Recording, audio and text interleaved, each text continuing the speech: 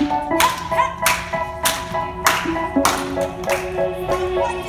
oh my God, I see the way you shine.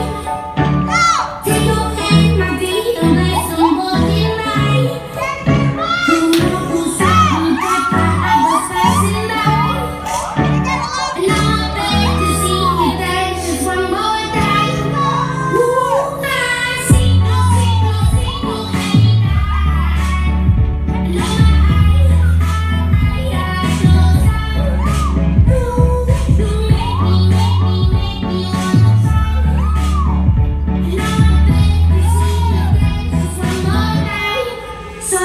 say,